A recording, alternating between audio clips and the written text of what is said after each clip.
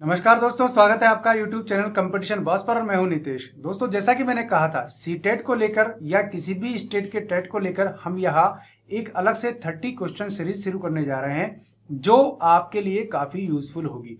अगर आपको टीचर बनना है तो आपको शिक्षा मनोविज्ञान के क्वेश्चंस सॉल्व करना ही होंगे। यहाँ मैं आपको 30 क्वेश्चंस बता रहा हूँ और इसके बाद एक एक करके हर सीरीज में इस प्रकार आपको मैं 30 क्वेश्चंस यहाँ देता रहूंगा। अगर आपको ये सारे क्वेश्चंस एक साथ चाहिए तो उसका लिंक भी आपको वीडियो में मिल जाएगा, वीडियो के डिस्क्रिप्शन में मिल जाएगा, जहां से आप ये सारे क्वेश्चंस एक साथ भी ले सकते हैं। लेकिन चूंकि फिलहाल हम ये सोचते हैं कि वीडियो ज्यादा लंबा नहीं हो जाए, इसलिए 30 क्वेश्चंस का ये वीडियो है। आप कॉपी पेन लेकर बैठें आगे आने वाले वीडियोज में भी और इसमें भी, ताकि आप इन क्वेश्चंस को और उनके आंसर्स को नोट करते चलें। क्योंकि एक बात आप ध्यान रखें, आपका जो भी सुना हुआ है वो ज्यादा याद रहेगा, आपका पढ़ा हुआ है वो कम याद रहता है। ये एक साइंस का सिद्धांत है। यहां आप जो सुनेंगे उसको फिर अपने हाथ से लिखेंगे तो आपको याद होने की ज्यादा संभावना है। इस प्रकार आपके हैंडमेड नोट्स काफी अच्छे से तैयार हो जाएंगे। मेरा प्रयास भी यही है कि आप अपने हाथ से लिखें, वरना तो आपको ये पीडीएफ भी मैं बड़ी आसानी से दे सकता था। लेकिन आपकी प्रैक्टिस बहुत जरूरी है, आपको याद होना बहुत जरूरी है, इसलिए ये ट्रिक हम लोग यहाँ अपना रहे हैं। तो पहला क्वेश्चन हम देखते हैं। मैं 30 क्वेश्चन बताऊंगा आपको। मैं फिलहाल पहला क्वेश्चन बता रहा हूं, आप लिख लें और साथ साथ उसका उत्तर, यही क्रम चलेगा। आप लिखते चलें और आंसर को सुनते चलें, उसको भी लिखते चलें। तो पहला क्वेश्चन आप देखिए कि स्कीमा सिद्धांत के जनक कौन थे। स्कीमा सिद्धांत के जनक कौन थे? इसका आंसर है जीन प्याजे। जिसको आता है ठीक है, नहीं आता है वो लिख लें।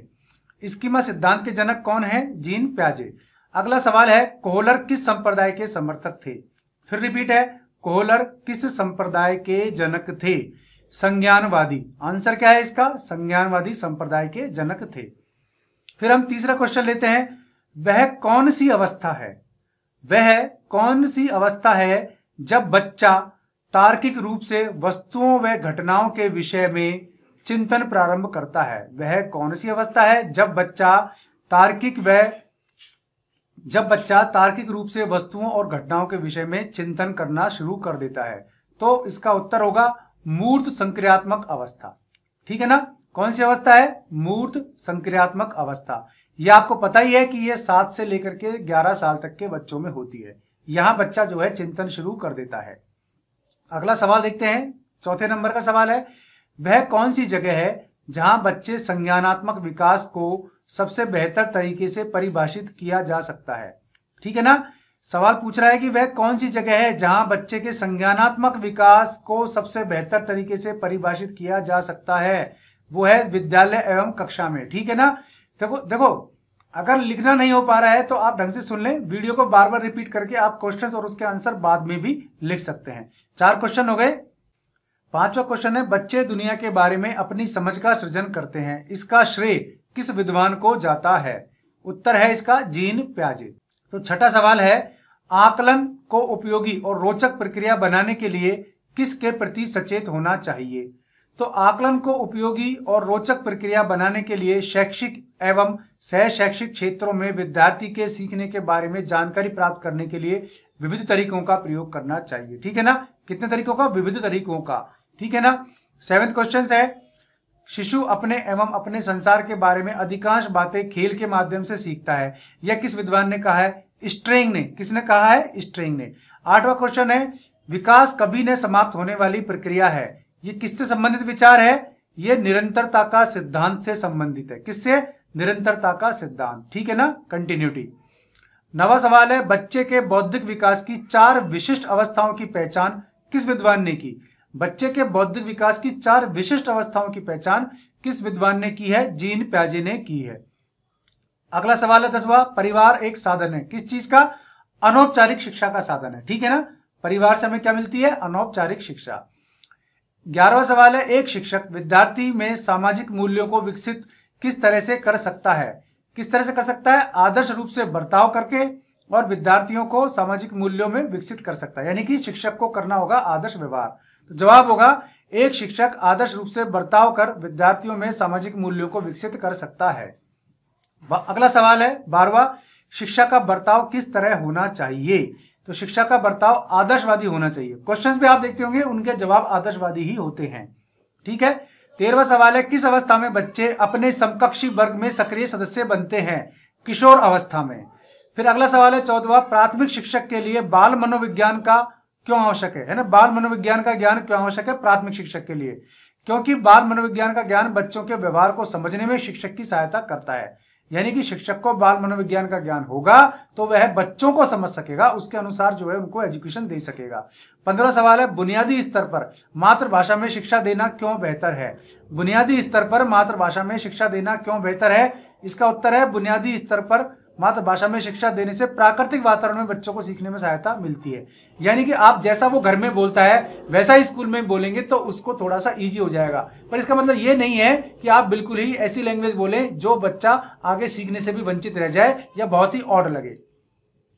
अगला सवाल है छठा 16वां, खिलौनों की आयु किस अवस्था को कहा जाता है? तो देखो, पूर्व बाल्य अवस्था को कहा जाता है, ठीक है ना, शिशु काल के बाद, जब वो समझने लगता है कि खिलौना है, ठीक है ना।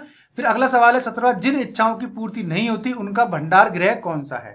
जिन इच्छाओं की पूर्ति नहीं होती वो इच्छाएं कहां संचित होती हैं? किस भंडार गृह में संचित होती हैं? इदम में, ठीक है ना, इड, ईगो और इदम। तो यहां इदम में उत्तर है इसका। फिर अगला सवाल है 18वां, छात्र केंद्रित शिक्षण का आशय किससे है? छात्र केंद्रित शिक्षण का आशय प्रत्येक छात्र की आवश्यकता को ध्यान में रखना। क्योंकि शिक्षा जब छात्र केंद्रित है तो शिक्षा में केवल छात्र की आवश्यकताओं को ध्यान में रखा जाएगा। पहले शिक्षा किस पर डिपेंड थी? टीचर्स पर। अब किस पर है? शिक्षक, इस पर स्टूडेंट्स पर, ठीक है ना। अगला सवाल है 19वां, शिक्षा की खेल विधि का अर्थ क्या है? खेल की क्रियाओं के द्वारा शिक्षा का दिया जाना, ठीक है ना।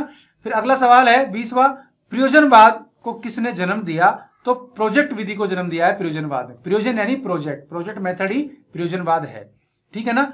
अगला सवाल है 21वां, शिक्षा में प्रयोजनवाद की विचारधारा का प्रवर्तक कौन था? William Jones. देखो, एक चीज बता दूं, इस वीडियो का फायदा क्या होगा, आप कान में लीड लगाकर सुनते रहेंगे तो भी आपको क्वेश्चंस के आंसर रिवाइज होते रहेंगे, याद होते रहेंगे, ठीक है। तो शिक्षा में प्रयोजनवाद का विचारधारा का प्रवर्तक कौन था? विलियम जेम्स था। फिर अगला सवाल है 22वां, बच्चों के लिए सबसे उत्तम शिक्षक वह है जो स्वयं बालक जैसा हो। यह किसने कहा था? यह कहा था मैककेन ने, ठीक है। किसने कहा था? मैककेन ने। फिर अगला सवाल है, शिक्षक आचार संहिता क्या है? शिक्षकों के मानक व्यवहारों की सूचक पुस्तिका, यानी जिस बुक में यह बताया जाए कि शिक्षक कैसा बिहेव करें, वो शिक्षकों के लिए आचार संहिता है। फिर अगला 24वां सवाल, शिक्षकों की योग्यताओं, प्रयासों एवं उनके व्यवहार का सही मूल्यांकन किसके द्वारा किया जाता है? उसके छात्रों द्वारा किया जाता है। अगला सवाल 25वां, छात्रों में वैज्ञानिक दृष्टिकोण उत्पन्न किसके द्वारा किया जाता है? तो तर्क संगत विचार के द्वारा वैज्ञानिक दृष्टिकोण आते हैं, ठीक है ना। यानी जहां विज्ञान है वहीं तर्क है, यह ध्यान आपको रखना है। अगला सवाल है, सामाजिक समायोजन का कठिन काल किसे कहा जाता है? तो पूर्व किशोर अवस्था को कहा जाता है, ठीक है ना। किशोर अवस्था के पहले की अवस्था, जहां बच्चा ना तो बड़ा होता है ना ही छोटा होता है, तो मजली उसमें होता है वो एज में, तो वो पूर्व किशोर अवस्था है जहां लड़के लड़कियां दोनों के लिए ऐसी स्थिति होती है कि वो सामाजिक समायोजन उनके लिए कठिन हो जाता है। उनको ऐसा लगता है इस एज में कि केवल वही सही है, बाकी सब गलत है। इसी को सामाजिक संयोजन में कठिनता कहा जाता है।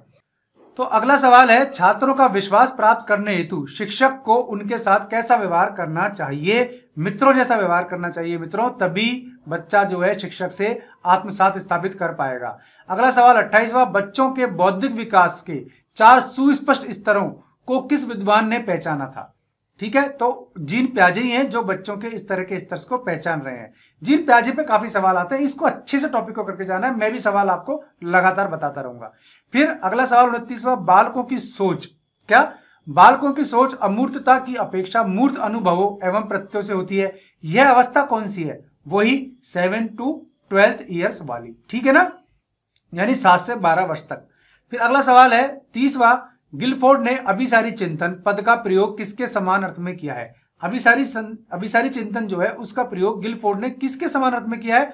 तो सृजनात्मक चिंतन। अभिसारी मतलब सृजनात्मक, ये भी याद रखना, सवाल घुमा के भी पूछ सकता है। ये हुए आपके आज के 30 क्वेश्चंस। नेक्स्ट 30 क्वेश्चंस मैं फिर आपके सामने लेके आऊंगा नए वीडियो में। आप वही कॉपी पेन लेने का क्रम बनाएं, अगर नहीं लगा पाते हैं, लगातार क्वेश्चंस के आंसर मेरे साथ नहीं लिख पाते हैं, तो आप एक काम कर सकते हैं, वीडियो को बार बार रिवाइज करके देख लें और उनके क्वेश्चन के आंसर लिखें, पर अपने हाथ से लिखें ताकि आपको याद हो। ये भी नहीं कर पाते हैं तो आप टॉयलेट जाते समय, घूमते समय, खाना खाते समय, जैसा भी आपको टाइम मिले, आप अपनी लीड लगाएं कान में और वीडियो को ऑन कर दें ताकि क्वेश्चंस आंसर आपके कान के जरिए आपके दिमाग तक पहुंचते रहें और आप उनको एग्जाम तक याद रख पाएं। ये बहुत ही अच्छी ट्रिक है, आपको काफी यूजफुल रहेगी। वीडियो आपको कैसा लगा दोस्तों, ये आप कमेंट में बताएं। क्वेश्चंस कैसे लगे ये आप कमेंट में बताएं। वीडियो पसंद आ रहा है तो इसे लाइक करें, दोस्तों में शेयर भी कर दें। चैनल पे फर्स्ट टाइम विजिट कर रहे हैं तो सब्सक्राइब कर लें, क्योंकि ये चैनल आपके लिए और भी अच्छा आगे आगे साबित होने वाला है। तो दोस्तों आज के लिए इस वीडियो में बस इतना ही। ऐसे ही किसी 30 क्वेश्चंस या फिर किसी और यूजफुल वीडियो के साथ मैं हाजिर होऊंगा आपके सामने। तब तक के लिए नमस्कार।